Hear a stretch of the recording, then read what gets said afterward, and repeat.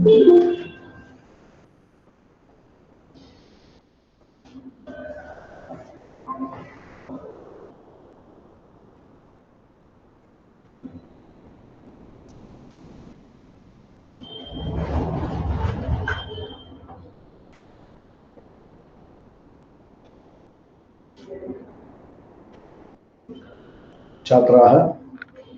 शुभ संध्या।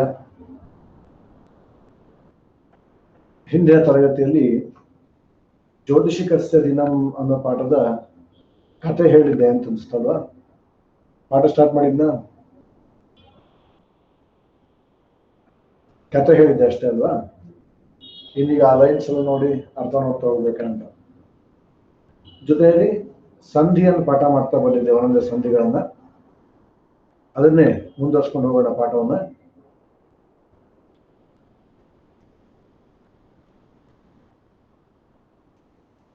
Page number 53 ज्योतिषिकस्य दिनम। सुप्रसिद्धः आंग्ल भाषा लेखकः पद्मश्री डॉक्टर आर.के. नारायण महाभागेन विरचितम् एन एस्ट्रोलॉजर्स डे इति लघुकथा अत्र संक्षिप्त रूपेण स्वीकृता। ಸ್ವಲ್ಪ ಸುಲಭವಾದ ಸಂಸ್ಕೃತ ವಾಕ್ಯಗಳಿದೆ, ನೋಡ್ತಾ ಹೋದ್ರೆ ಅರ್ಥ ಆಗುತ್ತೆ.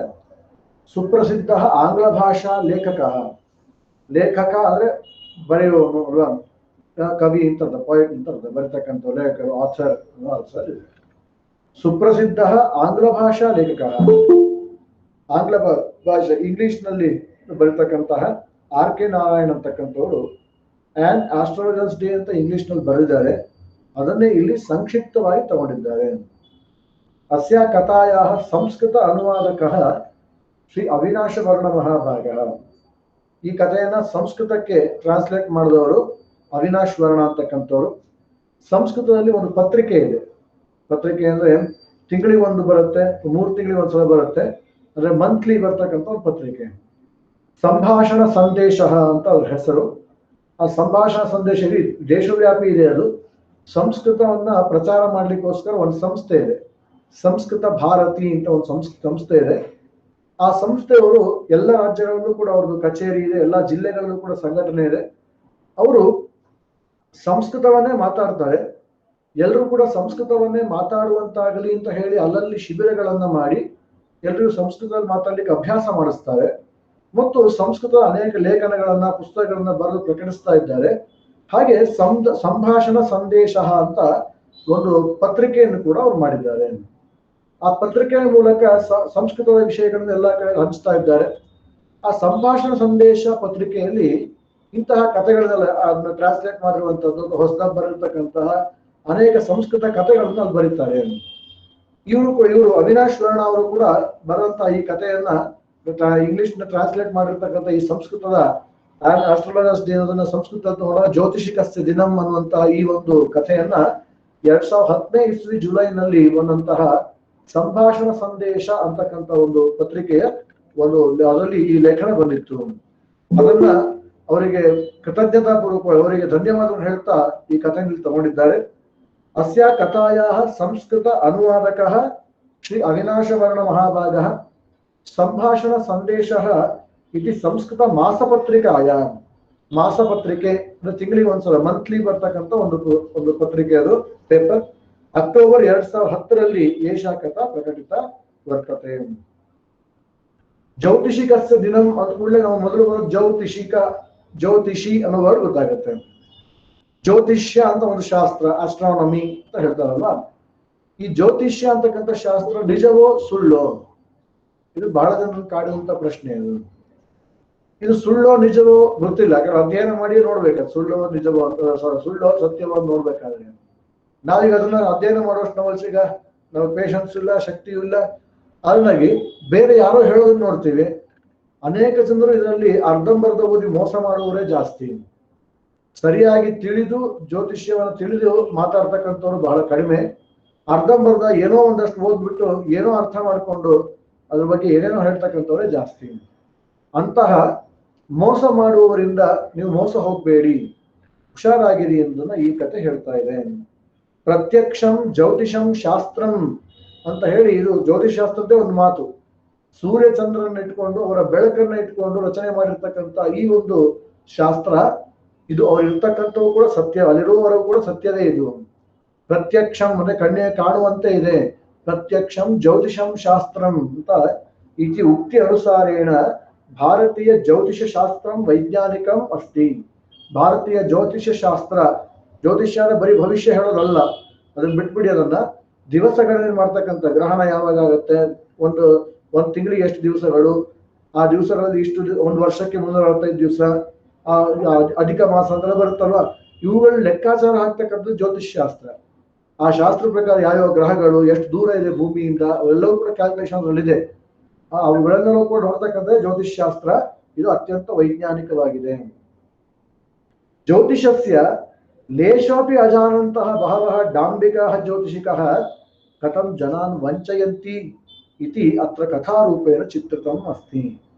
ಆದ್ರೆ ಜ್ಯೋತಿಷ್ಯವನ್ನ ಒಂದು ಸ್ವಲ್ಪವೂ ತಿಳಿದಲೆ, ಲೇಷಮಪಿ ಅಂತಂದ್ರೆ ಸ್ವಲ್ಪವೂ ಕೂಡ ತಿಳ್ಕೊಳ್ಳದಲೆ ಅಂತಂದ್ರೆ, ಲೇಷಾಪಿ ಅಜಾನಂತಹ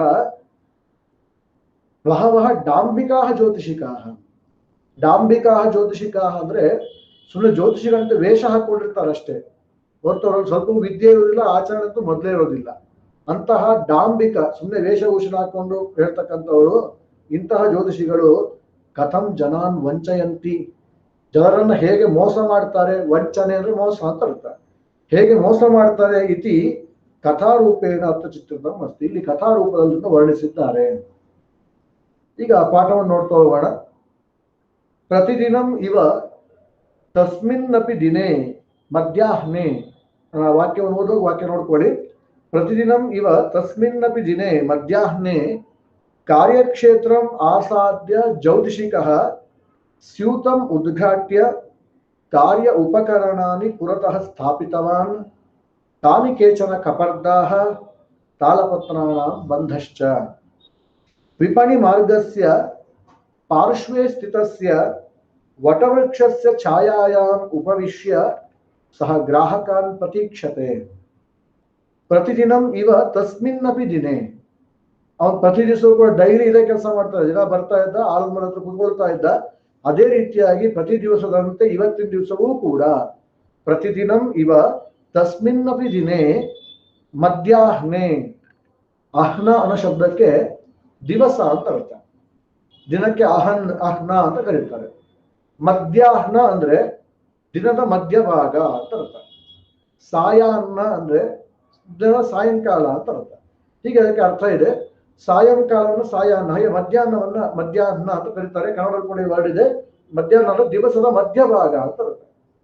ಮಧ್ಯಾಹ್ನದ ಹೊತ್ತಿನಲ್ಲಿ, ಮಧ್ಯಾಹ್ನೆ ಕಾರ್ಯಕ್ಷೇತ್ರಂ ಆಸಾದ್ಯ, ತಾನು ಕೆಲಸ ಮಾಡ್ತಕ್ಕಂಥ ಸ್ಥಳಕ್ಕೆ, ವರ್ಕಿಂಗ್ ಪ್ಲೇಸ್ ಅಲ್ಲಿ ಬಂದು ಜ್ಯೋತಿಷಿಕಃ ಸ್ಯೂತಂ ಉದ್ಘಾಟ್ಯ, ಒಬ್ಬ ಜ್ಯೋತಿಷಿಯವನು ಅವನು ಜ್ಯೋತಿಷ್ಯತೆ ವೇಷವನ್ನು ಹಾಕೊಂಡಿದ್ದಾನೆ.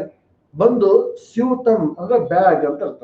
ಅವನ ಬ್ಯಾಗ್ ಅನ್ನು ತೆಗೆದ, ಸ್ಯೂತಂ ಉದ್ಘಾಟ್ಯ ಓಪನ್ ಮಾಡಿ, ಕಾರ್ಯ ಉಪಕರಣಾನಿ ಪುರತಃ ಸ್ಥಾಪಿತವಾನ್, ಅವನ ಕೆಲಸಕ್ಕೆ ಬೇಕಾದಂತ ಉಪಕರಣಗಳು, ಇನ್ಸ್ಟ್ರೂಮೆಂಟ್ಗಳು ಯಾವುದು ಅವುಗಳನ್ನ ಮುಂದೆ ಇಟ್ಟುಕೊಂಡ. ಪುರತಃ ಅಂದ್ರೆ ಮುಂದೆ ಅಂತ ಅರ್ಥ. ಪುರತಃ ಸ್ಥಾಪಿತವಾನ್ ತಾನಿ ಕೇಚನ ಕಪರ್ದಾಹ, ಕೌರೀಸ್ ಅಂದ್ರೆ ಕವಡೆ ಅಂತ ಕರೀತಾರೆ. ನೋಡಿರ್ತಾರೆ ನೀವು, ಕವಡೆ ಹಾಕ್ತಾರೆ, ಕವಡೆ ಆಟ ಆಡ್ತಾರೆ, ಕವಡೆ ಅಂತ ಸಿಗುತ್ತೆ. ಆ ಕವಡೆಗಳಲ್ಲಿ ತಗೊಂಡು ಮುಂದಿಟ್ಕೊಂಡ. ಮತ್ತು ಒಂದಷ್ಟು ತಾಳೆಗರಿಯ ಗ್ರಂಥಗಳು, ಹಿಂದಿನ ಕಾಲದಲ್ಲಿ ಪುಸ್ತಕಗಳನ್ನ ಎಲೆಗಳಲ್ಲಿ ಬರಿತಾ ಇದ್ರು, ಎಲೆಗಳು ಇಟ್ಕೊಂಡು ಅದು ಬರೆದು ಅದನ್ನ ಇಟ್ಕೊಂಡು ಗಂಟು ಹಾಕಿ ಇಡ್ತಾ ಇದ್ರು. ಅಂತಹ ತಾಳೆಗರಿಯ ಗ್ರಂಥವನ್ನೊಂದಷ್ಟು ಇಟ್ಕೊಂಡ. ತಾಲಪತ್ರಾಣ ಬಂಧಶ್ಚ ವಿಪಣಿ ಮಾರ್ಗಸ್ಯ ಪಾರ್ಶ್ವೇ ಸ್ಥಿತಸ್ಯ. ವಿಪಣಿ ಮಾರ್ಗ ಅಂತ, ವಿಪಣಿ ಅಂತಂದ್ರೆ ಅಂಗಡಿ ಅಂತ ಅರ್ಥ, ಶಾಪ್ಸ್ ಅಂತ ಹೇಳ್ತೀವಲ್ಲ, ಅವೆಲ್ಲ ಪೂರ್ತಿ ರೋಡ್ ತುಂಬಾ ಅದೇ ಅಂಗಡಿಗಳೇ ಇರ್ತಕ್ಕಂಥ ಒಂದು ಸಾಲು. ಅದೇ ನಾವು ಮಾರ್ಕೆಟ್, ಮಂಡಿಪೇಟೆ ಅಂತ ಹೇಳ್ತೀವಿ, ಅದ್ರ ಅಥವಾ ಸಿಟಿ, ನಗರದ ಮಧ್ಯ ಪ್ಲೇಸ್, ಅಲ್ಲಿ ಪೂರ್ತಿ ಉದ್ದುದ್ದು ಬರೀ ಅಂಗಡಿಗಳೇ ಇರ್ತವೆ. ಅಂತಹ ಅಂಗಡಿಗಳೇ ಇರ್ತಕ್ಕಂತಹ ಒಂದು ಸ್ಥಳ ಅದು. ವಿಪಣಿ ಮಾರ್ಗಸ್ಯ ಪಾರ್ಶ್ವೇ ಸ್ಥಿತಸ್ಯ, ಅದರಲ್ಲೇ ಪಕ್ಕದಲ್ಲಿದ್ದಂತಹ ವಟವೃಕ್ಷಸ್ಯ ಛಾಯಾಯಾಮ್, ವಟವೃಕ್ಷ ಬ್ಯಾನಿಯನ್ ಟ್ರೀ ಅಂತ ಕರೀತಾರೆ, ಪೀಪಲ್ ಟ್ರೀ, ವಟವೃಕ್ಷ ಆಲದ ಮರ. ಆ ಮರದ ಛಾಯಾಯಾಮ್ ನೆರಳಿನಲ್ಲಿ ಉಪವಿಶ್ಯ ಕೂತ್ಕೊಂಡು ಸಹ ಗ್ರಾಹಕಾನ್ ಪ್ರತೀಕ್ಷತೆ, ಗ್ರಾಹಕರನ್ನ ಕಸ್ಟಮರ್ಸ್ ಅಂತ ಅರ್ಥ, ಯಾರನ್ನಾದ್ರೂ ಜ್ಯೋತಿಷ ಕೇಳಕ್ ಬರ್ತಾರೆ ಅಂತ ಹೇಳಿ ಪ್ರತೀಕ್ಷಾ ಅಂದ್ರೆ ವೇಟ್ ಮಾಡೋದು ಅಂತ ಅರ್ಥ. ಅವನು ಕಾಯ್ತಾ ಇದ್ದ. ತಸ್ಮಿನ್ ಮಾರ್ಗೇತು ಆದಿನಂ ಜನಾನಾಂ ಪ್ರವಾಹ, ಅವತ್ತಿನ ಆ ಒಂದು ದಾರಿಯಲ್ಲಿ ತಸ್ಮಿನ್ ಮಾರ್ಗೆ ಆ ಒಂದು ದಾರಿಯಲ್ಲಿ ದಿನವೂ ಕೂಡ ಆ ದಿನ ಅಂದ್ರೆ ಅವತ್ತಿನ ದಿವಸ ಅಂತ ಆಗ್ತಲ್ಲ. ಕನ್ನಡ ನಾವು ಹೇಳ್ತೀವಿ ಆ ದಿನ ಈ ದಿನ ಅಂತ ಹೇಳ್ತೀವಿ, ಹಾಗಲ್ಲ. ಆ ದಿನ ಮತ್ತು ಸಂಸ್ಕೃತದಲ್ಲಿ ಹೇಳಿದ್ರೆ ದಿನ ಪೂರ್ತಿ ಅಂತ ಅರ್ಥ. ಬೆಳಗಿಂದ ರಾತ್ರಿವರೆಗೂ ಇಡೀ ದಿನ ಇಡೀ ಅಲ್ಲಿ ಜನರು ಓಡಾಡ್ತಾನೆ ಇರ್ತಾರೆ ಅಂತ. ಈ ಮಾರ್ಕೆಟ್ ಮೆಜೆಸ್ಟಿಕ್ ಬೆಂಗಳೂರಿನಲ್ಲಿ ಆತರ ಜನ ದಿನ 24 hours ಓಡಾಡ್ತಿರ್ತಾರೆ ಅಲ್ಲಿ. ಯಾವಾಗ ಜನ ಕಡಿಮೆ ಆಗೋದಂತ ಬಹಳ ರೇರ್ ಅಲ್ಲಿ, ರಾತ್ರಿ ಹೊತ್ತು ಜನ ಓಡಾಡ್ತಾನೆ ಇರ್ತಾರೆ. ಹಾಗೆ ಇಲ್ಲೂ ಕೂಡ ಈ ಒಂದು ವ್ಯಾಪಾರ ಸ್ಥಳದಲ್ಲಿ ಹಗಲೊತ್ತಿನ ದಿನ ಇಡೀ ಬೆಳಗಿನ ಸಾಯಂಕಾಲ ತನಕ ಜನರು ಓಡಾಡ್ತಾನೆ ಇರ್ತಾರೆ. ಆ ದಿನ ಜನಾನಾಂ ಪ್ರವಾಹ ಮಾರ್ಗೆ ವಿವಿಧ ಆಪಣಾಹ. ಆಪಣ ಅಂದ್ರೂ ಕೂಡ ಶಾಪ್ಸ್ ಅಂತಾನೆ ಅರ್ಥ. ಆಪಣಾಹ ಬಹುವಚನ, ಶಾಪ್ಸ್ ಅಂತ ಇದೆ. ಈ ಒಂದು ಮಾರ್ಗದಲ್ಲೂ ಕೂಡ ಅನೇಕ ಅಂಗಡಿಗಳಿವೆ. ಅದರ ಮಧ್ಯದಲ್ಲಿ ಈ ವಟವೃಕ್ಷದಲ್ಲೇ ಒಂದ್ ಸೈಡ್ ಇವನು ಕೂತ್ಕೊಳ್ತಾನೆ, ಅದ್ರ ಇನ್ನೊಂದು ಪಕ್ಕದಲ್ಲಿ ಒಬ್ಬ ಕಡಲೆಕಾಳು ಮಾರುವವನು ಇದ್ದಾನೆ. ಕಶ್ಚನ ಚಣಕವಣಿಕ್ ಜನಾನ್ ಕಂದು ಪಕ್ವಾನ್ ಚಣಕಾನ್ ಕ್ರೇತುಂ ಪ್ರಬೋದಯತಿ. ಕಶ್ಚನ ಯಾರೋ ಒಬ್ಬ ಚಣಕ ವಣಿಕ್, ಕಡಲೆಕಾಳು, ಚಣಕ ಅಂದ್ರೆ ಕಡಲೆ ಅಂತ ಅರ್ಥ. ಆ ಕಡಲೆಕಾಳನ್ನ ಮಾರ್ತಕ್ಕಂಥವನು ಜನಕ ವಣಿಕ್. ವಣಿಕ್ ಅಂದ್ರೆ ವ್ಯಾಪಾರಿ ಅಂತ ಅರ್ಥ. ಜನಾನ್ ಕಂದು ಪಕ್ವಾನ್ ಚಣಕಾನ್ ಕ್ರೇತುಂ ಪ್ರಬೋದಯತಿ. ಜನರಿಗೆ ಚೆನ್ನಾಗಿ ಹುರಿದಿರ್ತಕ್ಕಂತಹ ಆ ಕಡಲೆಕಾಳನ್ನ ತಗೊಳ್ಳಿ ಅಂತ ಕೂಗಿ ಅವ್ರನ್ನ ಎಚ್ಚರಿಸ್ತಾ ಇದ್ದಾನೆ. ನೋಡುದು ಕಡಲೆಕಾಳು ತಗೊಳ್ಳಿ ಮಾಡ್ತಾರಲ್ಲ ಜೋರಾಗಿ, ಕಡಲೆಕಾಳು ಕೂಗ್ತಾ ಇರ್ತಾರೆ, ಹಾಗೆ ಅವ್ರು ಕೂಗ್ತಾ ಇದ್ದಾರೆ. ತಸ್ಮಾತ್ ಚಣಕಂ ಕ್ರೀತ್ವ ಕೇಚನ ಪಾರ್ಶ್ವಸ್ಥ ಜ್ಯೋತಿಷಿಕಾತ್ ಸ್ವಭಾಗ್ಯಲೇಖಂ ಪೃಚ್ಛಂತಿ. ಅವರ ಹತ್ರ ಕಡಲೆಕಾಳು ತಗೊಂಡು ಜನರು ಅಲ್ಲೇ ಪದ್ಧತಿ ಈ ಜ್ಯೋತಿಷಿ ಹತ್ರ ಬಂದು ಕೂತ್ಕೊಂಡು ಮಾತಾಡ್ತಾ ತಮ್ಮ ಅದೃಷ್ಟದ ಬಗ್ಗೆ ಕೇಳ್ತಾ ಇದ್ರು. ನಮಗೇನಾಗುತ್ತೆ, ಮುಂದೆ ಒಳ್ಳೇದಾಗತ್ತಾ, ನಂಗೆ ಬಹಳ ಕಷ್ಟ ಆಗ್ತಾ ಇದೆ, ನನ್ ಮುಂದೆ ಹೇಗೆ ಭವಿಷ್ಯ ಹೇಗಿದೆ ಅಂತೆಲ್ಲ ಬಂದು ಕೇಳ್ತಾ ಇದ್ರು. ಇವನು ಅಲ್ಲೇ ಇದ್ದು ಆ ಕೆಲಸವನ್ನು ಮಾಡ್ತಾ ಜ್ಯೋತಿಷವನ್ನೆಲ್ಲ ಹೇಳ್ತಾ ಇದ್ದ ಅವರಿಗೆ. ಹೇಗೆ ಅಂದ್ರೆ ಬೆಳಗಿನ ಮಧ್ಯಾಹ್ನ ಹೊತ್ತಿಗೆ ಬರ್ತಾ ಇದ್ದ, ಸಂಜೆ ಹೊತ್ತಿನ ತನಕ ಅವನ ಕೆಲಸ ಸೂರ್ಯನ ಬೆಳಕಿರುತ್ತೆ ಅನ್ನೋದು ಆರಾಮ ನಡೀತಾ ಇತ್ತು. ಕತ್ತಲಾದ ಮೇಲೆ, ಸೂರ್ಯ ಮುಳುಗಿದ ಮೇಲೆ ಆ ಪಕ್ಕದ ಕಡಲೆಕಾಳು ಮಾರುವವನು ಆ ಕಡಲೆಕಾಳು ಹುರಿಯೋಕ್ಕೋಸ್ಕರ ಬೆಂಕಿ ಇದನ್ನ ಒಲೆ ಇಟ್ಕೊಂಡಿದ್ದ. ಯಾಕಂದ್ರೆ ಈಗಿನ ಕಾಲದ ಗ್ಯಾಸ್ ಸ್ಟವ್ಗಳೆಲ್ಲ ಆಗಿನ ಕಾಲದಲ್ಲಿ ಸೌದೆ ಇಟ್ಟು ಒಲೆ ಇಟ್ಕೊಳ್ಬೇಕಿತ್ತು. ಆದ್ರೆ ಒಲೆ ಇಟ್ಕೊಂಡಿದ್ದ. ಅವನು ರಾತ್ರಿ ತನಕ ಒಲೆ ಉರಿಸ್ತಾ ಇದ್ದ. ಅದರ ಬೆಳಕಿನಲ್ಲಿ ಇವನಿಗೆ ಬೆಳಕು ಕಾಣ್ತಾ ಇತ್ತು ಕತ್ಲೆ ಆದ್ಮೇಲೆ. ಅವನು ಯಾವಾಗ ರಾತ್ರಿ ಆದ್ಮೇಲೆ ಸಾಕು ವ್ಯಾಪಾರ ಅಂತ ಹೇಳಿ ಆ ಒಂದು ಒಲೆಯನ್ನು ಆಫ್ ಮಾಡಿ ಹೊರಡ್ತಾನೆ, ಆವಾಗ ಇವನು ಕೂಡ ಹೊರಡ್ತಾನೆ. ಯಾಕಂದ್ರೆ ಫುಲ್ ಅಂಧಕಾರ, ಕತ್ಲೆ ವ್ಯಾಪಿಸುತ್ತೆ ಇವನ ಅಂಗಡಿ, ಇವನ ಸ್ಥಳದಲ್ಲಿ. ಆಗ ಇವನು ಕೂಡ ವಾಪಸ್ ಮನೆ ಹೊರಡ್ತಾನೆ.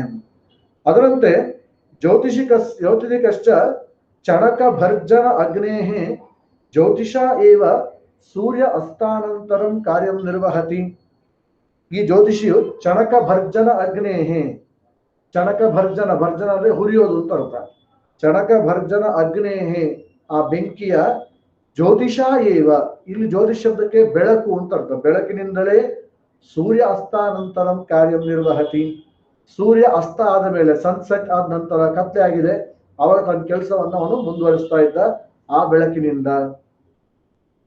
ಜ್ಯೋತಿಷಸ್ಯ ಲೇಷಾಪಿ ಅಜಾನನ್ ಅಪಿ ಜ್ಯೋತಿಷಿಕಃ ಊಹಾಭಿಃ ಮಿಶ್ರಿತೇನ ಸಹಜ ಜ್ಞಾನೇನ ಜನಾನಾಂ ಭವಿಷ್ಯಂ ವರತಿ ತಥಾಪಿ ಜನಾಃ ತಸ್ಯ ವಚನೈಃ ತುಷ್ಯಂತಿ. ಇದು ದುರಂತ. ಜ್ಯೋತಿಷ್ಯ ಹೇಳ್ತಾನೆ, ಜನರೆಲ್ಲ ಒಂದು ಜ್ಯೋತಿಷ್ಯ ಕೇಳ್ತಾರೆ, ಆದ್ರೆ ಅವನಿಗೆ ಜ್ಯೋತಿಷ್ಯದ ಬಗ್ಗೆ ಏನೂ ಗೊತ್ತಿಲ್ಲ. ಜ್ಯೋತಿಷಸ್ಯ ಲೇಷ ಅಪಿ, ಲೇಷ ಅಂದ್ರೆ ಸ್ವಲ್ಪವೂ ಕೂಡ ಅಂತ ಅರ್ಥ. ಒಂದು ಸ್ವಲ್ಪವೂ ಅದ್ರ ಬಗ್ಗೆ ತಿಳ್ಕೊಂಡಿಲ್ಲ, ಏನೂ ಇಲ್ಲ. ಅಂತಹ ಲೇಷ ಅಪಿ ಅಜಾನನ್ ಅಪಿ ಜ್ಯೋತಿಷಿಕಃ, ಅವರು ಕೂಡ ಜ್ಯೋತಿಷಿ ಅಂತ ಹೇಳಿ ಚೆನ್ನಾಗಿ ನಾಮ ಗೀಮ ಹಾಕಿ ಬಟ್ಟೆ ಹಾಕೊಂಡಿದ್ದಾನೆ, ಆ ರೀತಿಯಲ್ಲಿ ವೇಷ ಹಾಕೊಂಡಿದ್ದಾನೆ. ಅವನು ಊಹಾಭಿಹಿ ಮಿಶ್ರಿತೇನ, ಏನ್ ಹೇಳ್ತಾನೆ ಜನರಿಗೆ ಹೇಗೆ ಹೇಳ್ಬೋದು, ಸುಮ್ಮನೆ ಊಹೆ ಮಾಡ್ತಾ, ಹೌದಾ ನಿಂಗೆ ಹಿಂಗಾಗಿದ್ಯಾ, ಮುಂದೆ ಹಿಂಗಾಗ್ಬೋದು, ಹಾಗಾಗ್ಬೋದು, ನೋಡಿ ಹಿಂಗಾಗತ್ತೆ ಅಂತ ಏನೋ ಗೆಸ್ ಮಾಡಿ ಹೇಳ್ತಕ್ಕಂಥದ್ದು ಅಷ್ಟೇ. ಊಹಾಭಿಹಿ ಮಿಶ್ರಿತೇನ ಸಹಜ ಜ್ಞಾನೇನ, ಸಹಜವಾಗಿ ಮುಂದೆ ಏನಾಗ್ಬೋದು. ಉದಾಹರಣೆಗೆ ಮಾರ್ಕೆಟಿಗೆ ಬರ್ತಕ್ಕಂಥ ಜನರು ಏನ್ ಕೇಳ್ತಾರೆ, ಯಾವಾಗ ರೇಟ್ ಜಾಸ್ತಿ ಆಗುತ್ತೆ, ನನಗೆ ಒಳ್ಳೆ ಲಾಭ ಯಾವಾಗ ಸಿಗುತ್ತೆ ಅಂತ ಕೇಳ್ತಾರೆ. ಇವ್ರಿಗೆ ಸ್ವಲ್ಪ ಮಾರ್ಕೆಟ್ ಬಗ್ಗೆ ಜ್ಞಾನ ಇದ್ರೆ, ಮಾರ್ಕೆಟ್ ಅಲ್ಲಿ ಯಾವಾಗ ಬೆಳೆ ಜಾಸ್ತಿ ಬರುತ್ತೆ ಅವಾಗ ರೇಟ್ ಡೌನ್ ಆಗುತ್ತೆ, ಯಾವಾಗ ಬೆಳೆ ಕಮ್ಮಿ ಬರುತ್ತೆ, ರೈತರು ಮಾರಕ್ಕಿಂತ ಕಮ್ಮಿ ತಗೊಂಡ್ಬಂದ್ರೆ ಆಗ ರೇಟ್ ತುಂಬಾ ಮೇಲಕ್ಕೆ ಹೋಗುತ್ತೆ. ಅದ್ರ ಬಗ್ಗೆ ಸ್ವಲ್ಪ ಜ್ಞಾನ ಇತ್ತು ಅವನಿಗೆ, ಅಷ್ಟು ವರ್ಷದಿಂದ ಅಲ್ಲೇ ಇದ್ನಲ್ವಾ. ನನಗೆ ಈಗ ಇಲ್ಲ, ಈಗ ಬರಲ್ಲ, ಇವಾಗ ನನಗೆ ಈಗ ಮಾರ್ಬೇಡ, ನೀನು 2 ವರ್ಷ ಬಿಟ್ಟು ಮಾರು, ಒಳ್ಳೆ ಲಾಭ ಸಿಗುತ್ತೆ, ಹೀಗೆ ಏನೋ ಹೇಳ್ತಾ ಇದ್ದ. ಸರಿ ಆಗ್ತಾ ಇತ್ತು, ಆಮೇಲೆ ಜನರಿಗೆ ಸಂತೋಷ ಆಗ್ತಾ ಇತ್ತು. ಹೀಗೆ ಇವನು ಗೆಸ್ ಮಾಡ್ತಾ, ಊಹಾಭಿಹಿ ಮಿಶ್ರಿತೇನ ಸಹಜ ಜ್ಞಾನೇನ, ಒಂದು ಕಾಮನ್ ಸೆನ್ಸ್ ನಿಂದ, ಮತ್ತು ಅತ್ಯಂತ ಬುದ್ಧಿವಂತ. ಆದ್ರೆ ಹೆಚ್ಚಾಗಿ ಜನರ ಬಾಯಲ್ಲೇ ಬಾಯಿ ಬಿಡಿಸಿ ಅವರಿಗೆ ಅವ್ರ ಪ್ರಾಬ್ಲಮ್ ಅಂತ ಅವ್ರನ್ನ ಕೇಳಿ ಅದಕ್ಕೆ ಸೊಲ್ಯೂಷನ್ ಹೇಳ್ಬಿಡ್ತಿದ್ದ. ಹೀಗೆ ಊಹಾಭಿಹಿ ಮಿಶ್ರಿತೇನ ಸಹಜ ಜ್ಞಾನೇನ, ಸಹಜ ಜ್ಞಾನ ಕಾಮನ್ ಸೆನ್ಸ್ ಅಂತ ಅರ್ಥ. ಒಂದ್ ಸ್ವಲ್ಪ ಕಾಮನ್ ಸೆನ್ಸ್ ಯೂಸ್ ಮಾಡಿಕೊಂಡು ಜನಾನಾಂ ಭವಿಷ್ಯಂ ವದತಿ, ಜನರ ಭವಿಷ್ಯವನ್ನು ಹೇಳ್ತಾ ಇದ್ದ. ತಥಾಪಿ ಜನಾ ತಸ್ಯ ವಚನೆ ತುಷ್ಯಂತಿ, ಅವ್ನು ಏನೋ ಜ್ಯೋತಿಷ್ಯ ಗೊತ್ತೇ ಇಲ್ಲ ಆದ್ರೂ ಹೇಳ್ತಾ ಇದ್ದ, ಜನರು ಸಂತೋಷ ಪಡ್ತಾ ಇದ್ರು. ತಥಾಪಿ ಜನಾ ತಸ್ಯ ವಚನೆ ತುಷ್ಯಂತಿ. ಯಾಕೆ ಜ್ಯೋತಿಷ್ಯವನ್ನೇ ಓದಲಿಲ್ಲ, ಹೆಂಗ್ ಜ್ಯೋತಿಷ್ಯ ಆದ? ಅದಕ್ಕೆ ಅವನು ಸ್ವಲ್ಪ ಅವನ ಹಿಂದಿನ ಸ್ಟೋರಿಯನ್ನು ಹೇಳ್ತಿದ್ದಾರೆ. ಪೂರ್ವಂ ತು ಸ್ವಪ್ನೆ ಅಪಿ ತೇನ ಅಚಿಂತಿತಂ ಆಸೀತ್ ಯತ್ ಕದಾಪಿ ಭಾವಿನಿ ಜೀವನೆ ಜ್ಯೋತಿಷಿಕೋ ಭವೇಯಂ ಇತಿ.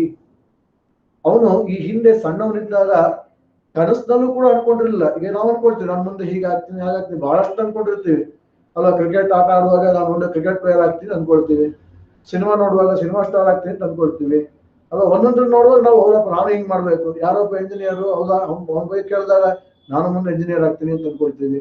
ಯಾರೋ ಮೆಡಿಕಲ್ ತುಂಬಾ ಸಕ್ಸಸ್ ಆಗೋದು ಕೇಳಿದಾಗ ನಾನು ಕೂಡ ಓದ್ತೀನಿ ಅಲ್ವಾ, ನಾನು ಡಾಕ್ಟರ್ ಆಗ್ತೀನಿ ಅಂತ ಅನ್ಕೊಳ್ತೀವಿ. ಹೀಗೆ ಏನೋ ಕನಸುಗಳು ಕಾಣ್ತಾನೆ ಇರ್ತೀವಿ ನಾವು, ಎಲ್ಲವೂ ಆಗಲ್ಲ. ಆದ್ರೆ ಇವನು ಕನಸಿನಲ್ಲಿ ಕೂಡ ಅನ್ಕೊಂಡಿರಲಿಲ್ಲ ನಾನು ಜ್ಯೋತಿಷಿ ಆಗ್ತೀನಿ. ಯಾರು ಅನ್ಕೊಳ್ತಾರ ನಾನು ಮುಂದೆ ಜ್ಯೋತಿಷಿ ಆಗ್ತೀನಿ ಹೀಗೆ ಹೇಳ್ತೀನಿ ಅಂತ ಯಾರು ಅನ್ಕೊಳ್ತಾರ? ಯಾರು ಕೂಡ ಅನ್ಕೊಳ್ಳಲ್ಲ. ಎಲ್ಲೋ ಒಳ್ಳೆ ಜ್ಯೋತಿಷಿ ಮಗ ಆಗಿದ್ರೆ ಹೇಳ್ಕೊಳ್ಬೋದೇನೋ, ಅಷ್ಟು ಅನ್ಕೊಳ್ಬೋದೇನೋ. ಆದ್ರೆ ಇವನು ಮಾತ್ರ ಒಬ್ಬ ಕೃಷಿಕನ ಮಗ, ಜ್ಯೋತಿಷ್ಯದ ಬಗ್ಗೆ ಅಷ್ಟು ಏನೂ ಗೊತ್ತೇ ಇರಲಿಲ್ಲ. ನಾನೊಬ್ಬ ಜ್ಯೋತಿಷಿ ಆಗ್ತೀನಿ ಅಂತ ಕನಸಿನಲ್ಲಿ ಕೂಡ ಯೋಚನೆ ಮಾಡಿರ್ಲಿಲ್ಲ. ಆದ್ರೆ ಒಂದು ಜ್ಯೋತಿಷಿ ಆಗ್ಬೇಕಾದ ಪರಿಸ್ಥಿತಿ ಬಂತು. ಜ್ಯೋತಿಷಿ ಪೂರ್ವಂ ಸ್ವಪ್ನೇಪಿ, ಸ್ವಪ್ನ ಅಂದ್ರೆ ಕನಸು, ಡ್ರೀಮ್ ಅಂತ ಅರ್ಥ. ಪೂರ್ವಂ ಸ್ವಪ್ನೇಪಿ ತೇನ ನ ಚಿಂತಿತಂ, ಅವನು ಯೋಚನೆ ಕೂಡ ಮಾಡಿರ್ಲಿಲ್ಲ. ನ ಚಿಂತಿತಂ, ಯೋಚಿಸಿರ್ಲಿಲ್ಲ. ಆಸೀತ್ ಯತ್ ಕದಾಪಿ ಭಾವಿನಿ ಜೀವನೆ, ಭಾವಿನಿಂದ ಮುಂದೆ ಇರ್ತಕ್ಕಂಥ ಜೀವನದಲ್ಲಿ ಅಹಂ ಜ್ಯೋತಿಷಿಕೋ ಭವೇಯಂ ಇತಿ, ನಾನು ಜ್ಯೋತಿಷಿ ಆಗ್ತೀನಿ ಅಂತ ಅವ್ನು ಯಾವತ್ತೂ ಯೋಚನೆ ಮಾಡಿರ್ಲಿಲ್ಲ. ಗ್ರಾಮೇ ಏವ ಯದಿ ವಾಸಃ ಕೃತಸ್ಯ, ಅವನೊಂದ್ ವೇಳೆ ಹಳ್ಳಿಯಲ್ಲೇ ವಾಸವನ್ನ ಮಾಡಿದ್ರೆ ತರ್ಹಿ ಸಹ ಪೂರ್ವಜವತ್ ಕೃಷಿಕ ಏವ ಭವಿಷ್ಯ. ಅವನು ಗ್ರಾಮದಲ್ಲೇ ವಾಸ ಮಾಡ್ಕೊಂಡು ಮಾಮೂಲಾಗಿ ಜೀವನವನ್ನೇ ಮಾಡ್ತಾ ಇದ್ರೆ ಅವನ ಪೂರ್ವಜರು ತಂದೆ ಅಜ್ಜ ಎಲ್ಲರೂ ಕೂಡ ಕೃಷಿಯನ್ನೇ ಮಾಡ್ತಾ ಇದ್ದವ್ರು, ಫಾರ್ಮರ್ಸ್ ಎಲ್ಲರೂ ಕೂಡ ಅವರು ಅಗ್ರಿಕಲ್ಚರೇ ಮಾಡ್ತಾ ಇದ್ದು. ಇವನು ಕೂಡ ಅಗ್ರಿಕಲ್ಚರ್ ಕೆಲಸವನ್ನೇ ಮಾಡ್ಕೊಂಡು ಇವನು ಫಾರ್ಮರ್ ಆಗಿ ಇರ್ತಾ ಇದ್ದ. ಪೂರ್ವಜವತ್ ಕೃಷಿಕ ಏವ ಅಭವಿಷ್ಯತ್ ಪರಂತು ವಿಧಿನ ಅನ್ಯದೇವ ನಿಶ್ಚಿತಂ ಆಸೀತ್. ಆದ್ರೆ ವಿಧಿ ಅವನ ಬಗ್ಗೆ ಬೇರೆನೇ ಯೋಚನೆ ಮಾಡಿದ್ದ. ವಿಧಿ ಅಂದ್ರೆ ದೇವರು ಅನ್ನೋ ಅರ್ಥದಲ್ಲಿ, ದೇವರು ಅವನ ಬಗ್ಗೆ ಬೇರೆನೇ ಯೋಚನೆ ಮಾಡಿದ್ದ. ಅವನ ಜೀವನದಲ್ಲಿ ಟ್ವಿಸ್ಟ್ ಮಾಡಿ ತಿರುಗಿಸಿ ಅವನ್ನ ಬೇರೆ ಕಡೆ ಓಡಿಸಿದ. ಅಂದ್ರೆ ಪರಂತು ವಿಧಿನ ಅನ್ಯದೇವ ನಿಶ್ಚಿತಂ ಆಸೀತ್ ಬಂಧೂನಪಿ ಅನುತ್ವ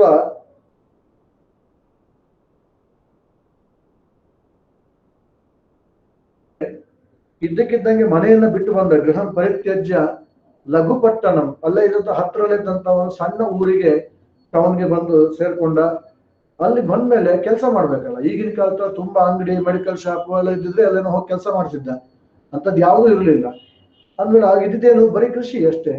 ಆಗ ಕೃಷಿ ಮಾಡಕ್ ಭೂಮಿ ಬೇಕು, ಭೂಮಿ ಇಲ್ಲ. ಕೆಲಸಕ್ಕೆಲ್ಲ ಅವರವರೇ ತಮ್ಮ ಕೆಲಸ ಅವರೇ ಮಾಡ್ಕೊಡ್ತಾ ಇದ್ರು. ಮನೆ ಎಲ್ಲ ಮನೆಯಲ್ಲಿದ್ದವರು ಕೃಷಿ ಮಾಡ್ತಾ ಇದ್ರು, ಅವರೆಲ್ಲರೂ ಕೂಡ ಅಗ್ರಿಕಲ್ಚರ್ ಮಾಡ್ತಾ ಇದ್ರು. ಅದರಿಂದಾಗಿ ಹೆಚ್ಚು ಕೆಲಸ ಸಿಗ್ತಿರಲಿಲ್ಲ ಹಿಂದಿನ ಕಾಲದಲ್ಲಿ.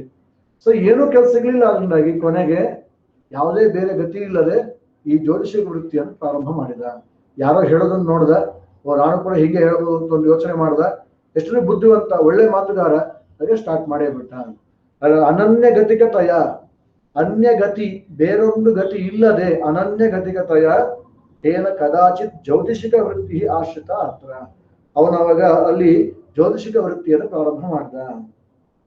ಪ್ರಿಯಾಮಾಯಾ ದ್ವಿತೀಯೇ ಯಾಮೇ ಚಣಕವಣಿ ತದ್ದಿನಸ್ಯ ವಾಣಿಜ್ಯಂ ಸಮಾಪ್ಯ ಭರ್ಜನಾಗ್ನಿಂ ಶಮಯಿತ್ವ ಗೃಹಂ ಪ್ರತಿ ಪ್ರಸ್ಥಿತಃ. ಅವತ್ತಿನ ದಿವಸ ರಾತ್ರಿ ಸುಮಾರು 10 ಗಂಟೆ ಅಷ್ಟೊತ್ತಿಗೆ, 10 o'clock ಆಗಿರ್ಬೋದು, ಆ ಸಮಯಕ್ಕೆ ಆ ಪದ್ಧತಿ ಕಡಲೆ ಮಾರ್ತಕ್ಕಂಥವನು ಅವತ್ತಿನ ವ್ಯಾಪಾರವನ್ನು ಕ್ಲೋಸ್ ಮಾಡಿ ಆ ಒಲೆಯನ್ನು ಆಫ್ ಮಾಡಿ ಅವನು ಹೊರಟೋದ. ಸರಿ, ಹೋದ್ಮೇಲೆ 10 ಗಂಟೆ ರಾತ್ರಿಯಲ್ಲಿ ಏನ್ ಬೆಳಕಿರುತ್ತೆ? ಬರೀ ಬೇರೆನೂ ಬೆಳಕು, ಲೈಟ್ಸೇ ಇಲ್ಲ. ಅವನೊಂದು ಬೆಳಕಿತ್ತು ಆ ಒಲೆದು, ಆ ಒಲೆ ಬೆಳಕಲ್ಲಿ ಕುತ್ಕೊಂಡಿರ್ತಿದ್ದ. ಈಗ ಅದೂ ಇಲ್ಲ ಅಂದ್ಮೇಲೆ ಏನು ಅಂತ ಲೈಟ್ ಏನು ಬೆಳಕೇ ಇರಲಿಲ್ಲ. ಅಲ್ಲೆಲ್ಲೋ ಒಂದು ಬೀದಿ ದೀಪ ಇರ್ತಿತ್ತು, ಅಲ್ಲಿ ಇಲ್ಲಿ ಅದೊಂದು ಚೂರು ಕಾಣ್ತಾ ಇದ್ದ ಬಿಟ್ರೆ ಇನ್ನೇನು ಕಾಣಿಸ್ತಾ ಇರಲಿಲ್ಲ. ಹೀಗೆ ಪೂರ್ತಿ ಕತ್ತಲೆ ಆಗಿದೆ.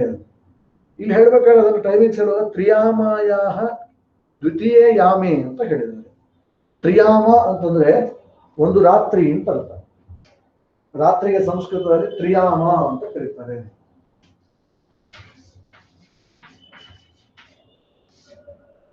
ರಾತ್ರಿ ನಿಶಾ ಅಂತೆಲ್ಲ ವರ್ಡ್ಸ್ ಇದೆ. ಇದ್ರೂ ಕೂಡ ತ್ರಿಯಾಮ ಅಂತಕ್ಕಂಥದ್ದು ಕೂಡ ರಾತ್ರಿ ಅಂತ ಹೇಳುತ್ತೆ. ಈ ಯಾಮ ಅನ್ನೋದು ಒಂದು ಟೈಮಿಂಗ್ಸ್ ಅನ್ನು ಹೇಳ್ತಾರೆ. ಹಿಂದಿನ ಕಾಲದಲ್ಲಿ ಗಳಿಗೆ ಅಂತ ನೋಡ್ತಾ ಇದ್ರಲ್ಲ, ಗಳಿಗೆ, ವಿಗಳಿಗೆ, ಫಲ, ಮುಹೂರ್ತ ಅಂತೆಲ್ಲ ನೋಡ್ತಾ ಇದ್ರು. ಹೀಗೆ ಯಾಮ ಅಂತ ಒಂದು ಟೈಮಿಂಗ್ಸ್. ನಾವ್ ಹೇಗೀಗ ಗಂಟೆ, ಅವರ್, ಮಿನಿಟ್ಸ್, ಸೆಕೆಂಡ್ಸ್ ಅಂತ ನಾವೇನ್ ಹೇಳ್ತೀವಿ, ಹಾಗೆ ಅವರು ಗಳಿಗೆ, ವಿಗಳಿಗೆ ಅಂತೆಲ್ಲ ಹೇಳ್ತಾರೆ ಸಂಸ್ಕೃತದಲ್ಲಿ. ಹಾಗೆ ಇದು ಕೂಡ ಯಾಮ ಅಂತಂದ್ರೆ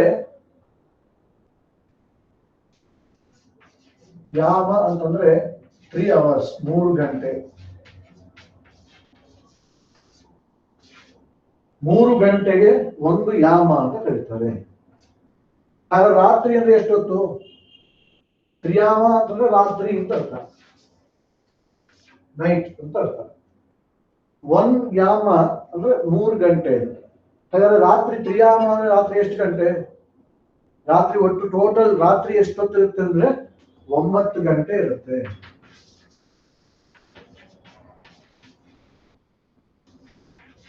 ಹೇಗೆ 9 ಗಂಟೆ ನೋಡೋಣ.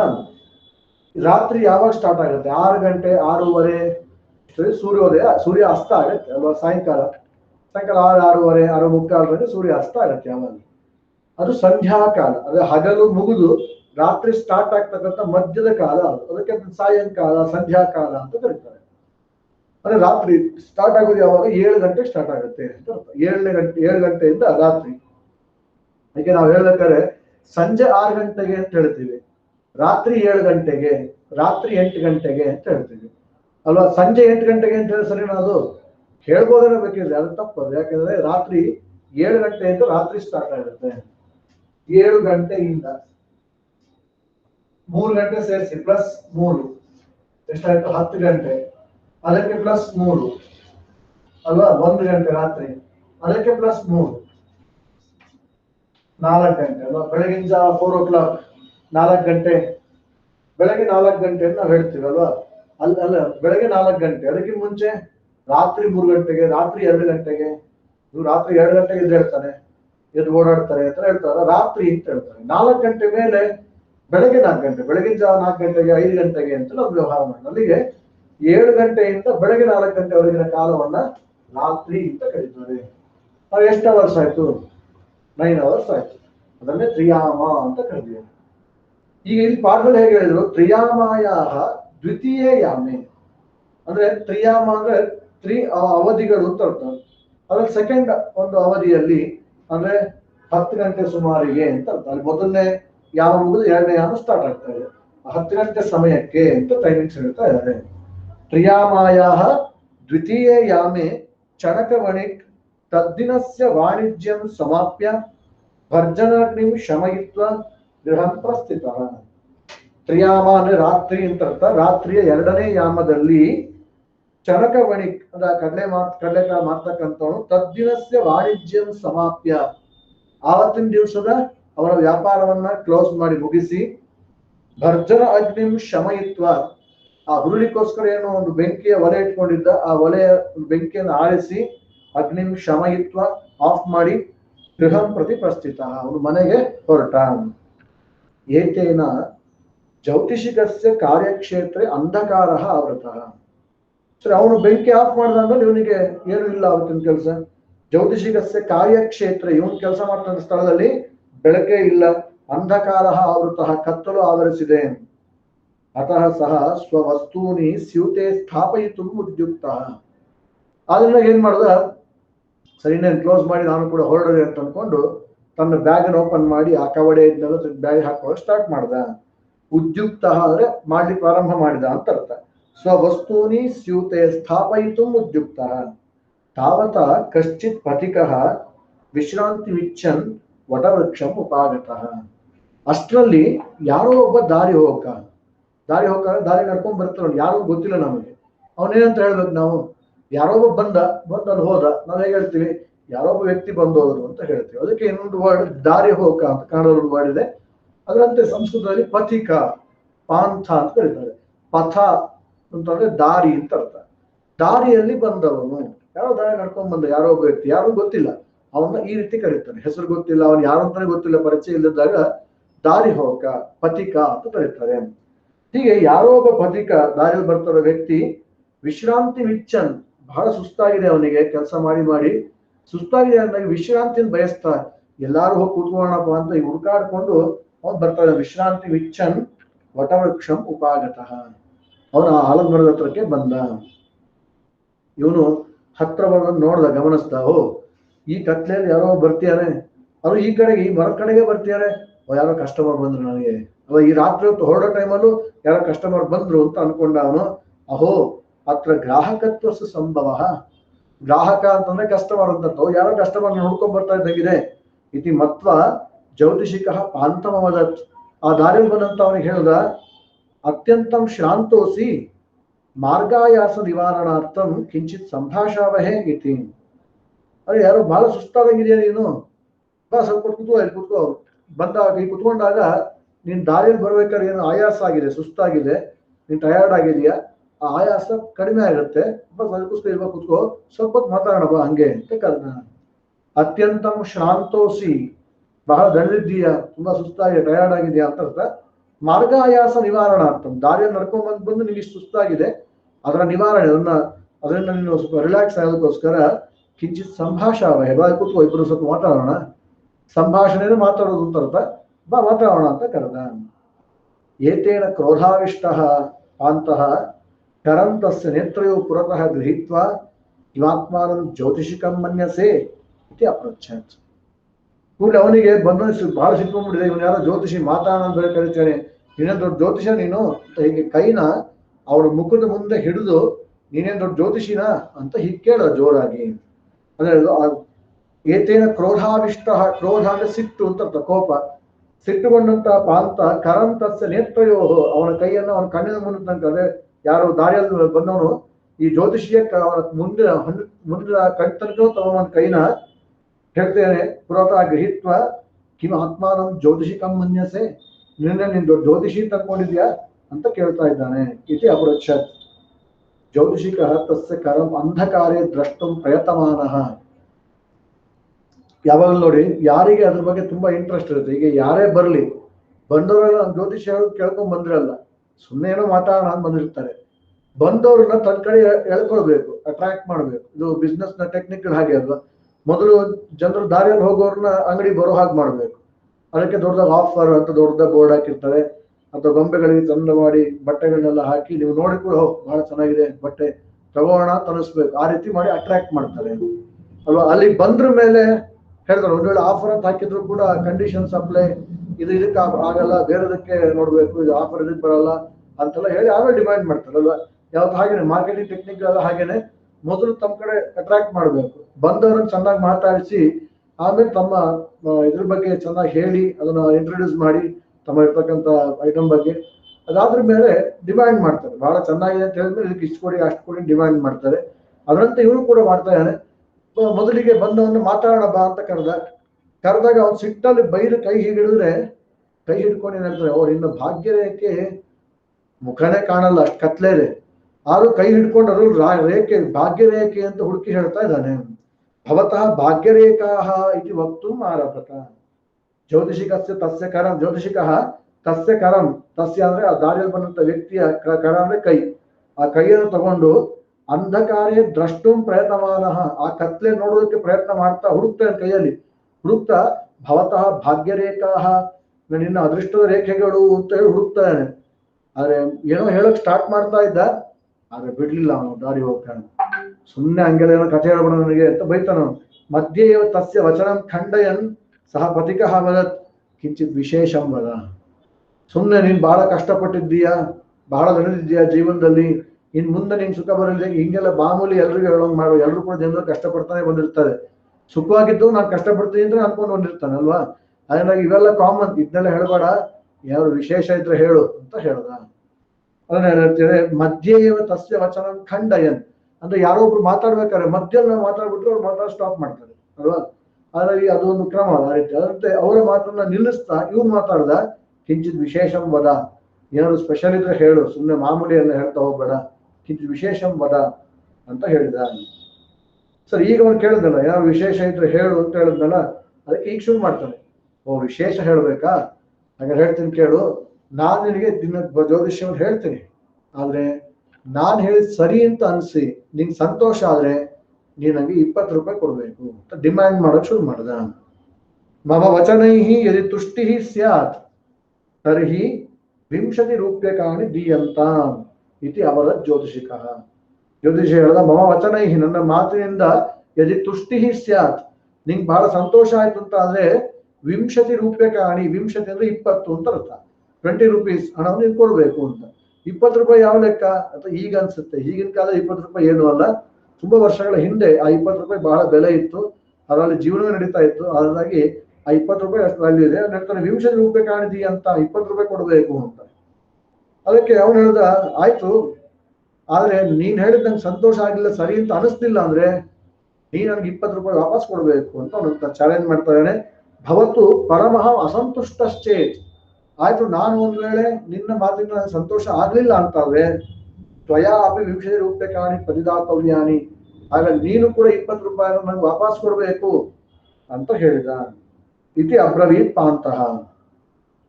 ಸರಿ ಆಯ್ತು ಅಂತ ಒಪ್ಕೊಂಡು ಈಗ ಅವ್ನು 20 ರೂಪಾಯಿ ಮುಂದಿಟ್ಟು ಕುತ್ಕೊಂಡ. ಅವನಿಗೆ ಸಿಗರೇಟ್ ಬಹಳ ಟೆನ್ಷನ್ ಆಗಿದ್ದಾನೆ, ಸಿಗರೇಟ್ ಸೇರುವಂತ ಚಟ ಇತ್ತು. ಅದನ್ನ ಸಿಗರೇಟ್ ಸೇರ್ಬೇಕು ಅಂತ ತಾನು ಸಿಗರೇಟ್ ಬಾಯಿ ಇಟ್ಕೊಂಡು ಬೆಂಕಿ ಹಚ್ಚಿದಾಗ ಆ ಬೆಳಕಿನಲ್ಲಿ ಹತ್ರ ತಗೊಂಡೋಗಿದ್ದಲ್ಲ, ಆಗ ಈ ಮುಖ ಅಷ್ಟು ಕಾಣಿಸ್ತು, ದಾರಿಯಲ್ಲಿ ಬಂದಂತೂ ಯಾರು ಅಂತ ಮುಖ ಕಾಣಿಸ್ತು. ಅವನ ಮುಖ ನೋಡ್ತಾ ಇದ್ದ ಹಾಗೇನೆ ಇವನಿಗೆ ಹೆದರಿಕೆ ಶುರುವಾಯ್ತು ಜ್ಯೋತಿಷಿಗೆ. ನೋಡಿ ಆ ವಾಕ್ಯವನ್ನ, ಯಾವತ್ ಸಹ ಧೂಮವರ್ತಿಕಾಂ ಪ್ರಾಜ್ವಾಲಯತ್, ಧೂಮವರ್ತಿಕ ಅಂದ್ರೆ ಸಿಗರೇಟ್ ಅಥವಾ ಬೀಡಿ ಅಂತ ಅರ್ಥ, ಅದನ್ನ ಹಚ್ಕೊಂಡ ತಾವತಾ ಮುಹೂರ್ತಂ ಪಥಿಕಸ್ಯ ಮುಖಂ ಜ್ಯೋತಿಷಿಕೇನ ಲಕ್ಷಿತಂ, ಅಷ್ಟರಲ್ಲಿ ಆ ಮುಹೂರ್ತ ಸ್ವಲ್ಪ ಸಮಯದಲ್ಲೇ ಆ ಪಥಿಕನ ಮುಖವನ್ನ, ದಾರಿಯಲ್ಲಿ ಬಂದಂತ ವ್ಯಕ್ತಿಯ ಮುಖವನ್ನ ಈ ಜ್ಯೋತಿಷಿ ನೋಡಿದ. ಜ್ಯೋತಿಷಿಕ ಕಿಂಚಿತ್ ವ್ಯಗ್ರತಾಮನ್ವಭೂತ್, ಜ್ಯೋತಿಷಿ ಸ್ವಲ್ಪ ಹೆದರ್ಲಿಕ್ಕೆ ಶುರು ಮಾಡಿದಾರೆ, ಇವನ ಅಂತ ಹೆದರ್ಕೊಳ್ಳಿಕ್ಕೆ ಶುರು ಮಾಡಿದ. ಹೆದರ್ಕೊಂಡು, ಇಲ್ಲ ನಾನು ಮನೆಗೆ ಹೋಗ್ಬೇಕಿತ್ತು, ಇವತ್ತು ಲೇಟ್ ಆಯ್ತು, ಮರ್ತ್ಬಿಟ್ಟಿದ್ದೆ, ನಾನು ಹೋಗ್ಬೇಕು, ಹೊರಡ್ತೀನಿ ಅಂತ ಹೇಳಿ ಹೊರಡ್ಲಿಕ್ಕೆ ಅಂತ ಹೇಳಿ ಹೊರಟ. ಅದನ್ನು ಬಿಡ್ಲಿಲ್ಲ ಅಂತ ಮುಂದೆ ಕಥೆ ಬರುತ್ತೆ, ಅದನ್ನ ಮುಂದಿನ ತರಗತಿಯಲ್ಲಿ ನೋಡೋಣ. ಅದು ಈಗಾಗಲೇ ಸುಮಾರು ಅರ್ಧ ಪಾಠ ಆಗಿದೆ, ಬಹಳಷ್ಟು ಆಗಿದೆ.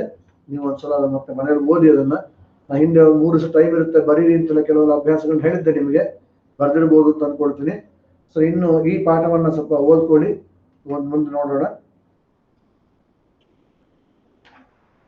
ಮುಂದಿನ ವಾಕ್ಯವನ್ನು ಮುಂದೋಗೋಣ. ಇವತ್ತಿಗೆ ಇಷ್ಟ ಸಾಕು. ಇನ್ನೊಂದು, ಈ ಹಿಂದೆ ಪಾಠ ಮಾಡ್ತಾ ಬರ್ತಿದ್ದ ಹಾಗೇನೆ ಸಂಧಿ ಅಥವಾ ವ್ಯಾಕರಣವನ್ನ ಸ್ವಲ್ಪ ನೋಡೋಣ. ಒಂದೇ ಬರೀ ಪಾಠ ವ್ಯಾಕರಣ ಅಂದ್ರೆ ಬೇಜಾರಾಗತ್ತೆ. ಅದಕ್ಕೋಸ್ಕರ ಹಿಂದೆ ಸಂಧಿ ಪಾಠ ದಿನ ಒಂದೊಂದು ಸಂಧಿ ಅಂತ ಹೇಳ್ತಾ ಬನ್ನಿ, 1-2 ಹೇಳ್ತಾ ಬಂದೇನೆ ಅಲ್ವಾ. ಜಷ್ಟ್ವ ಸಂಧಿ, ಅನುನಾಸಿಕ ಸಂಧಿ ನೋಡಿದ್ವಲ್ವಾ. ವ್ಯಂಜನ ಸಂಧಿಯಲ್ಲಿ ಜಶ್ ಜಬಗಡ ದಶ್,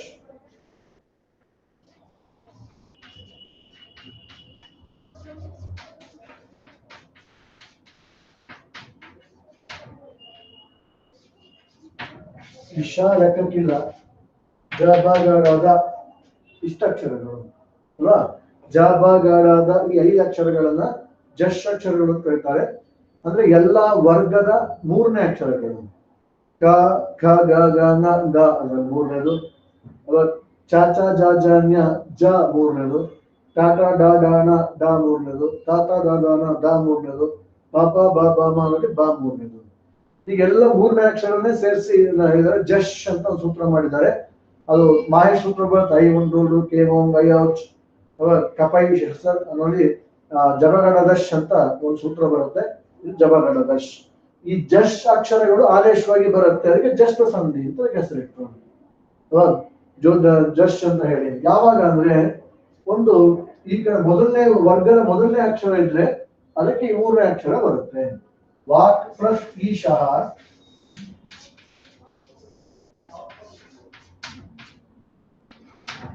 ವಾಗೀಶಃ,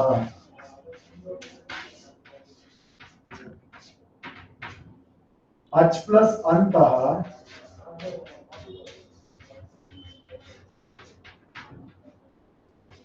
ಅಜಂತಃ,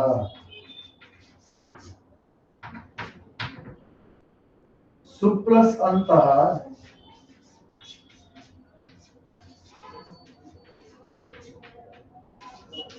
ಸುಬಂತಃ ಅಲ್ವಾ. ಇಲ್ಲೆಲ್ಲ ಕಡೆಯಲ್ಲೂ ಮೊದಲನೇ ಅಕ್ಷರ ಎತ್ತೋದಕ್ಕೆ 3ನೇ ಅಕ್ಷರ ಬಂದಿದೆ. ಹೀಗೆ 3ನೇ ಅಕ್ಷರ ಆದೇಶವಾಗಿ ಬರೋದನ್ನ ಜಷ್ಟ್ವ ಸಂಧಿ ಅಂತ ಕರೀತಾರೆ. ಬಹಳ ಸುಲಭವಾಗ್ತದೆ. ಒಂದು ವೇಳೆ ಈ ಪಕ್ಕದಲ್ಲಿರ್ತಕ್ಕಂಥ ಅಕ್ಷರ ಅನುನಾಸಿಕ ಅಕ್ಷರವೇ ಆಗಿದ್ದರೆ, ಅನುನಾಸಿಕ ಅಕ್ಷರ ಅಂದ್ರೆ ಏನು? ಮುಖ ಸಹಿತ ನಾಸಿಕೆಯ ಉಚ್ಚಾರ್ಯಮಾನ ವರ್ಣ. ನಾವು ಎಲ್ಲವನ್ನು ಕೂಡ ಅಕ್ಷರ ಬಾಯಲ್ಲಿ ಹೇಳ್ತೀವಿ, ಆದ್ರೆ ಉಚ್ಚಾರಣೆ ಮಾಡುವಾಗ ಮೂಗನ್ನು ಸೇರಿಸಿ ಯಾವ ಅಕ್ಷರಗಳನ್ನು ಹೇಳ್ತೇವೆ? ಜ್ಞ, ನ ಅಲ್ವಾ? ಜ್ಞ, ಮ, ನ, ನ, ನ, ಗ, ನ, ನ, ನ ಇಲ್ವಲ್ಲ? ಈಗ ಕ ವರ್ಗದಲ್ಲಿ ಕೊನೆಯ ಅಕ್ಷರ ನ ಅಲ್ವಾ? ನ. ಹಾಗೆ ಚ ವರ್ಗದಲ್ಲಿ ಜ್ಞ, ಟಾಟ ಡಾಗ ನ, ತಾತ ದಾಗ ನ, ಪಾಪ ಬಾಬ ಮ. ಈ ಅಕ್ಷರಗಳು ನಾವು ಮೂಗ್ ಸಹಿತವಾಗಿ ಹೇಳ್ತೀವಿ, ಮೂಗು ಮುಚ್ಚಿಕೊಂಡು ಹೇಳಿಕ್ ಸಾಧ್ಯ ಇಲ್ಲ. ಹಾಗಾಗಿ ಇವುಗಳನ್ನ ಅನುನಾಸಿಕ ಅಕ್ಷರಗಳು ಅಂತ ಕರೀತಾರೆ.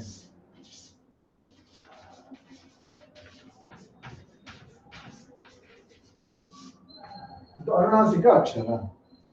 ಒಂದು ವೇಳೆ ಈ ಪದಾರ್ಥದಲ್ಲಿ ಇರ್ತಕ್ಕಂಥ ವ್ಯಂಜನದ ಮುಂದೆ ಅನುನಾಸಿಕ ಅಕ್ಷರ ಇದ್ರೆ ಆವಾಗ ಅನುನಾಸಿಕವೇ ಆದೇಶವಾಗಿ ಬರುತ್ತೆ. ಹಾ ಬಿಟ್ಟು ಬೇರೆ ಎಲ್ಲ ವ್ಯಂಜನಗಳಿದ್ದಾಗ ಪಕ್ಕದಲ್ಲಿ ಒಂದು ವೇಳೆ ಈ ಅನುನಾಸಿಕ ಅಕ್ಷರ ಯಾವುದೇ ಒಂದಿದ್ರು ಕೂಡ ಇಲ್ಲಿ ಯಾವ ಅಕ್ಷರ ಇರುತ್ತೆ ಮೊದಲನೇ ಅಕ್ಷರ, ಇದರ ಕೊನೆಯ ಅಕ್ಷರ ಅನುನಾಸಿಕ ಅಕ್ಷರವೇ ಆದೇಶವಾಗಿ ಬರುತ್ತೆ.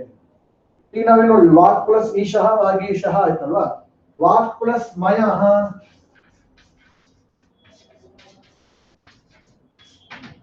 ಈಗೇನಾಗುತ್ತೆ? ಕಾ ಇದೆ, ಇಲ್ಲಿಗೆ ಮೂರನೇ ಅಕ್ಷರ ಬರ್ಲಿ ಅಂತ ಹೇಳಕ್ಕಾಗತ್ತಾ?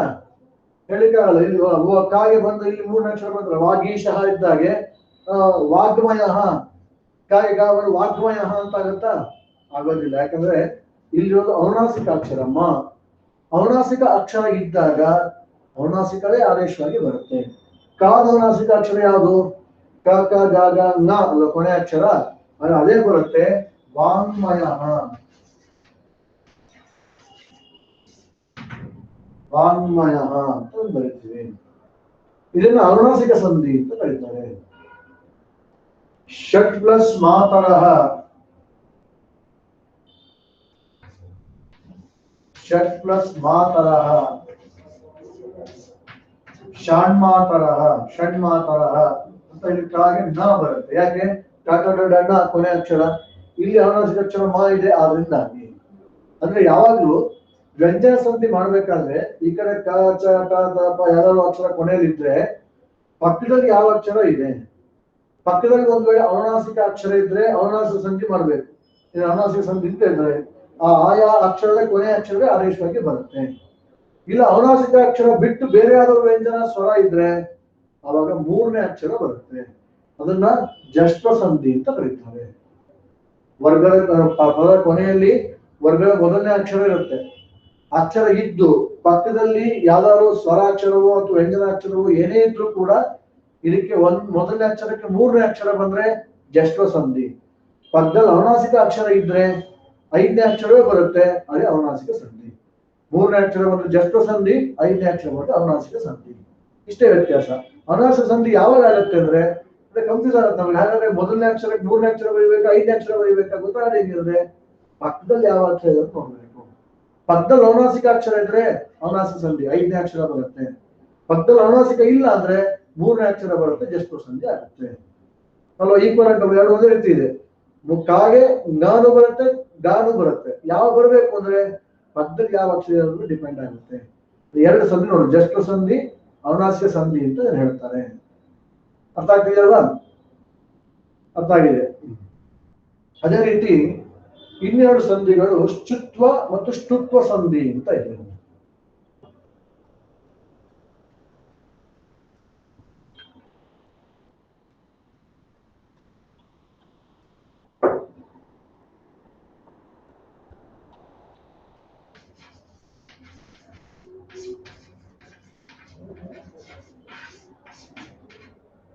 ಷ್ಟುತ್ವ ಸಂಧಿ ಅಂತ ಒಂದು ಸಂಧಿ.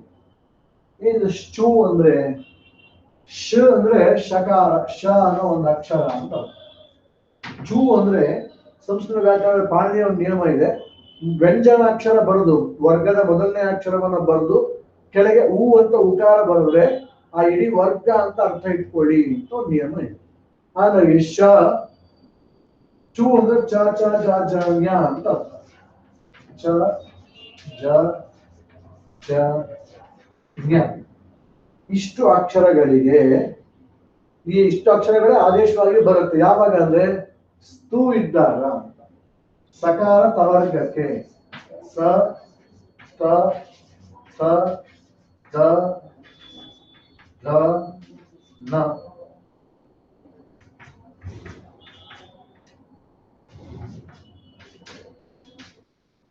ಸಕಾರ ತವರ್ಗಕ್ಕೆ ಶಕಾರ ಚವರ್ಗ ಬರಲಿದ್ದಾಗ ಶಕಾರ ಚವರ್ಗವೇ ಆದೇಶವಾಗಿ ಬರುತ್ತೆ ಅಂತ ಅದು ನಿಯಮ.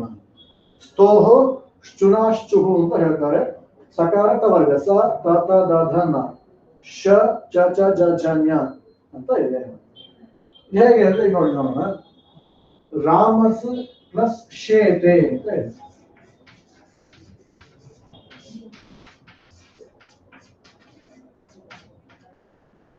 ರಾಮಸ್ ಶೇತೆ ಅಂತ ಇದ್ದಾಗ ಲೆಫ್ಟ್ ಸೈಡ್ ಈ ಗ್ರೂಪಿನ ಅಕ್ಷರ ಇದೆ. ಒಂದು ಗ್ರೂಪ್ ಇದೆ ಸಕಾರ ತವರ್ಗ ಅಂತ ಒಂದು ಗ್ರೂಪ್.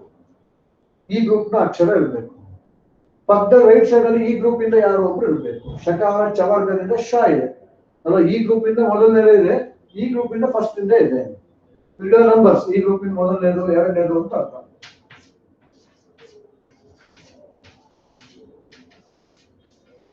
ಇದು ಕೂಡ 1 2 3 4 5 6 ಈ ಆರ್ ಮೆಂಬರ್ಸ್ ಇರ್ತಕ್ಕಂಥ ಎರಡು ಗ್ರೂಪ್ ಇದು.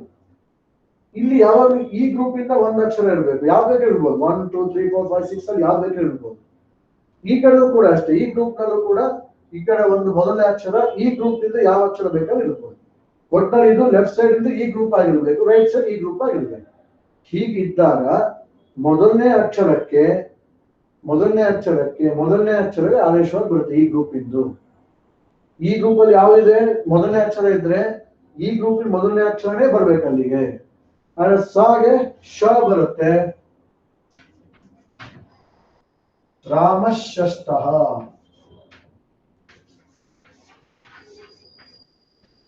ರಾಮಶ್ಯೇತೆ ಅಂತ ಆಗುತ್ತೆ. ರಾಮಶ್ಯೇತೆ ಇಲ್ಲಿ ಶದಿಂದ ಬಂತು, ಈ ಸಾರಿ ಶ ಬಂದಿದ್ದು. ಹೇಗೆ ಚುಪ್ಪ ಸಂಧಿ ಇಲ್ಲ. ಈಗ ಸಕಾರ ತವರ್ಗ ಅಂತ ಒಂದು ಗ್ರೂಪ್, ಶಕಾರ ಚವರ್ಗ ಚ ಗ್ರೂಪ್ ಅಂತ ಚ ಚ ಜ ಜ ಞ ಈ ಎರಡು ಗ್ರೂಪ್ ನಲ್ಲಿ ಲೆಫ್ಟ್ ಸೈಡ್ ಅಲ್ಲಿ ಮತ್ತು ರೈಟ್ ಸೈಡ್ ಅಲ್ಲಿ ಈ ಗ್ರೂಪ್ ಯಾವ ಅಕ್ಷರ ಬೇಕಾದ್ರೂ ಇರ್ಬೋದು. ಇದ್ರೆ ಲೆಫ್ಟ್ ಸೈಡ್ ಅಲ್ಲಿ ಯಾವ ಅಕ್ಷರ ಇರುತ್ತೆ ನೋಡ್ಬೇಕು. ಲೆಫ್ಟ್ ಸೈಡ್ ಅಲ್ಲಿ ಈ ಗ್ರೂಪ್ ಇಂದ 1 ನಂಬರ್ ಅಕ್ಷರ ಇದ್ರೆ ರೈಟ್ ಸೈಡ್ ಒಂದು ಅಕ್ಷರನೇ ಬರ್ಬೇಕು.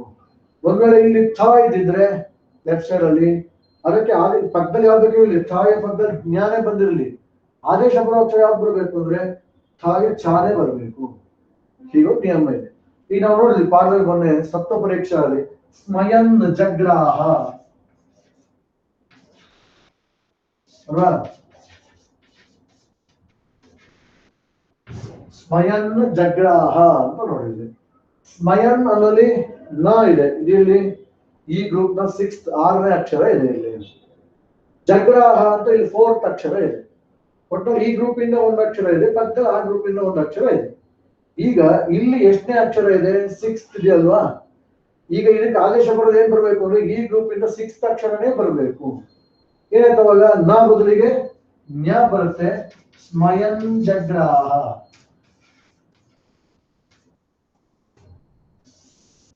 ಸ್ಮಯನ್ ಜಗ್ರಾಹ ಅಂತ ಆಗುತ್ತೆ. ಇದು ಒಂದು ಸಂಧಿ, ಶುತ್ವ ಸಂಧಿ ಅಂತ ಕರೀತಾರೆ.